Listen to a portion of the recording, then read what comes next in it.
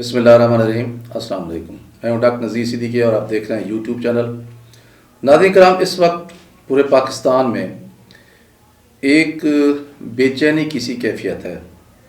عدم استحکام کی لکیر جو ہے وہ گہری ہوتی ہوئی جا رہی ہے، اور بہت سارے ایسے حلقے جو پاکستان سے محبت کرتے ہیں، پاکستان کی سالمیت کے خواہشمند رہتے ہیں اور پاکستان کو ترقی کرتا ہوا اور آگے بڑھتا ہوا پھلنا پھولنا دیکھنے کے خواہشمند رہتے ہیں، انہیں بڑی فکر لگی ہوئی ہے کہ پاکستان کا مستقبل کیا ہوگا، پاکستان کس سمت میں چل رہا ہے۔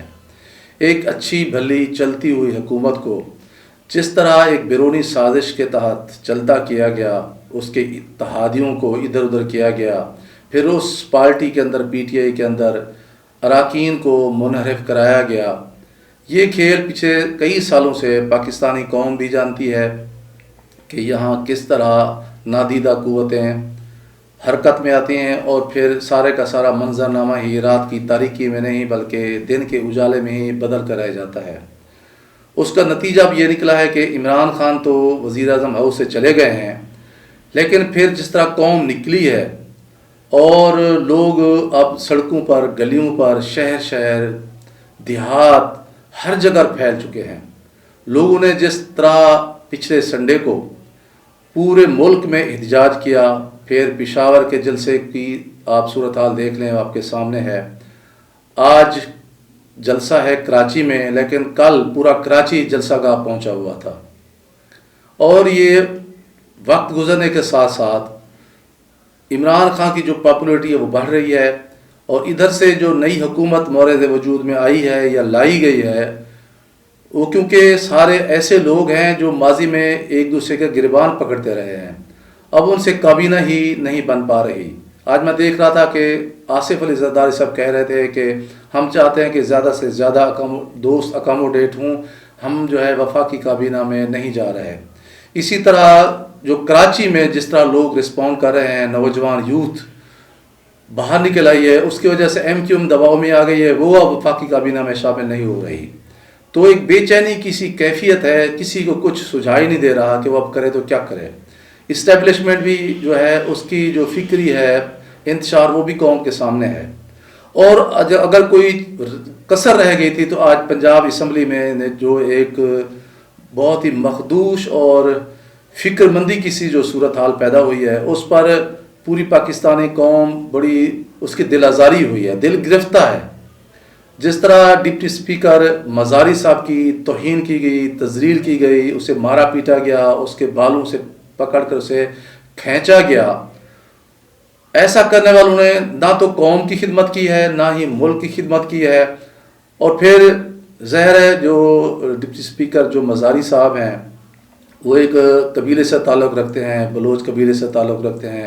پھر بہت سارے بلوچ بھائیوں نے جو جنوبی پنجاب میں سرکستان کے علاقے میں رہتے ہیں، اس پر بہت شدت سے جو ہے اس کا رد عمل دیا، اور پھر سے ایک بہت سارے لوگوں کو میں نے دیکھی ہیں پوسٹیں کہ یہ ایک سرائکی تھا اس لیے اس کی تذلیل کی گئی، پنجاب کے لوگوں نے اس کی تذلیل کی، اس کو یہ رنگ دیا گیا۔ یہ ایک علیحدہ ایشو ہے، لیکن بہرحال ان کی تذلیل کرنا یہ ناقابل قبول بات ہے اور قابل مذمت ایک ایکٹ ہے۔ جن لوگوں نے بھی کیا انہوں نے نہ تو پاکستان کی خدمت کی ہے، نہ قوم کی خدمت کی ہے، نہ پاکستان کی یکجہتی، یگانگت اور سلامتی کے لیے کوئی خدمات سر انجام دی ہیں۔ پھر اس کے رد عمل میں جس طرح مسلح پولیس والے لوگ اسمبلی کے اندر گئے اور اسمبلی کا تقدس پامال کیا گیا، وہ بھی کوئی قابل تحسین قدم نہیں ہے بلکہ جو ہے قابل مذمت فعل ہے۔ اور پھر ہم نے یہ بھی دیکھا کہ چودھری پرویز الہی زخمی حالت میں، ایون ان کا فریکچر جو ہے وہ رپورٹ کیا جا رہا ہے، اور ہمارے اپنے حلقے کے عامر نواز خان چانڈیا صاحب، وہ بھی میں نے دیکھ رہا تھا کہ بھی ان کے ہاتھ کے اوپر بھی ڈریسنگ ہوئی تھی۔ تو اب یہ نہیں مجھے پتا کہ انہیں کس طرح کی چوٹ لگی ہے اور کتنی شدت سے لگی ہے، اللہ تعالیٰ انہیں محفوظ فرمائے، چودھری پرویز الہی صاحب کو بھی اور مزاری صاحب کو بھی۔ تو میں سمجھتا ہوں کہ یہ جو صورتحال ہے، میں دیکھ رہا تھا کہ ہم جو پتہ نہیں کس طرف چل پڑے ہیں، یہ تو اب ہم خانہ جنگی کی طرف جا رہے ہیں۔ یہ سیاست سے ہٹ کر اب ہم ذاتیات پر اتر رہے ہیں، اور ذاتیات سے بھی آگے بڑھ کر اب ہم دشمنی کی وادی میں اتر گئے ہیں۔ اور اللہ نہ کرے اگر ہم جھوٹی اناؤں میں اور اپنی ایگو میں اور اس کی اگر آگ میں کود گئے تو پھر پاکستان کی سلامتی یہ تو بہت بڑا ایک بہت مشکل کام ہو جائے گا، کیونکہ بہت ساری عالمی طاقتیں ہمیں پہلے بھی چاہتی ہیں کہ یہ تقسیم ہو ملک خدا نہ خواستہ ٹوٹے. پہلے بھی ہمارا ملک ٹوٹ چکا ہے، اور اب دیکھیں کہ پاکستان کو بہت بڑے چیلنجز ہیں.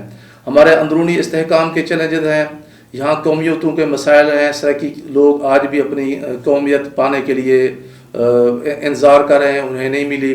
اسی طرح وسائل کا مسئلہ ہے، مہنگائی کا مسئلہ ہے، بیڈ گورننس ہے، اور پھر اسٹیبلشمنٹ کی طرف سے جو ہے مبینہ طور پر ہمارے پولیٹیکل سسٹم کے اندر مداخلت کا ایک ایشو ہے. اسی طرح ہماری جوڈیشری سے جو لوگوں کی توقعات ہیں وہ بہت عرصے سے پوری نہیں ہو رہی. لوگوں کی نسلیں جو ہیں نا وہ انصاف کی راہداریوں میں گزر جاتی ہیں. ٹرانسپیرنسی انٹرنیشنل کی جو رپورٹ ہے یہ اس میں ہماری عدلیہ کے حوالے سے جو سوال اٹھائے گئے ہیں وہ بھی بہت جو ہے نا دل ان کو سن کر، دماغ سن کر جو ہے نا وہ شل ہو جاتا ہے. خاص طور پر آج کی جو پنجاب کی صورتحال جو ہوئی ہے اس پر محب وطن حلقے اور لوگ بہت پریشانی کا اظہار کر رہے ہیں. اور اگر خدا نہ خواستہ یہ جو ہماری جمہوری قوتیں ہیں، ہماری جمہوری جماعتیں ہیں، اگر انہوں نے اپنی جمہوریت کا خیال نہ رکھا، جمہوری اقدار کا پاس نہ کیا اور ایک دوسرے سے لڑتے رہے، تو اللہ نہ کرے کوئی ایسی انہونی ہو جائے کہ پھر انہیں کئی سال تک انتظار کرنا پڑے. پھر وہ ایک دوسرے کو الزامات بھی دیں گے اور ملک بھی بہت پیچھے چلا جائے گا. اب سنائی یہ جو ہے دے رہا ہے، دکھائی بھی یہی دے رہا ہے کہ جن لوگوں نے بھی عمران خان کو ہٹانے کا فیصلہ کیا ایک بیرونی سازش کے تحت، بیرونی خواہش کے تحت، کیونکہ بین الاقوامی طور پر جو ایک اس وقت سر جنگ چل رہی ہے کہ امریکہ ایک طرف ہے، اس کا زوال شروع ہو چکا ہے، اور روس اور چین جو ایک ابھرتی ہوئی طاقتیں ہیں، اور ڈالر کو گرانے کا جو پروگرام ہے وہ اب چین اور روس لے کے چل رہے ہیں. اور پاکستان بھی عمران خان کی شکل میں اس جو ہے ایک پروگرام تھا اس کا حصہ بننے جا رہا تھا. اب یو اے ای اور سعودی عرب جو ہیں وہ ڈالر کی بجائے اب روس کے ساتھ اور چین کے ساتھ ان کی کرنسی میں وہ ٹریڈ کرنے جا رہے ہیں. یہ امریکہ کو پسند نہیں ہے، اس لیے یو اے ای کو بھی فیٹ اپ میں ڈالا جا رہا ہے. سعودی عرب کے خلاف جو وہاں کے ایم پی ایس ہیں، ولی عہد، ان کے حوالے سے بھی سازشوں کی خبریں آ رہی ہیں. اور عمران خان کے خلاف جو سازش رچائی گئی ہے عالمی طاقت کی طرف سے وہ آپ کے سامنے ہے. وہ کس انجام سے دو چار ہوئے ہیں وہ پوری پاکستانی قوم جانتی ہے، اور دنیا بھر کے چینلز پہ بھی وہ بات آ رہی ہے. تو پاکستان اس وقت عدم استحکام سے دو چار ہو چکا ہے، اور اگر اب بھی ہماری سیاسی جماعتوں نے، ہماری اسٹیبلشمنٹ نے، ہماری جوڈیشری نے اور ہمارے اداروں نے ہوش کے ناخن نہ لیے تو مجھے خطرہ لگ رہا ہے کہ پاکستان کہیں خدا نہ خواستہ ایک خانہ جنگی کی سی کیفیت سے دو چار نہ ہو جائے. دعا کرنی چاہیے کہ اللہ تبارک و تعالیٰ رمضان شریف کے مہینے میں معرض وجود میں لانے والے اس پاکستان کو اس قسم کے خطرات سے محفوظ فرمائے. آمین. اگلے ویلاگ تک اجازت. السلام علیکم.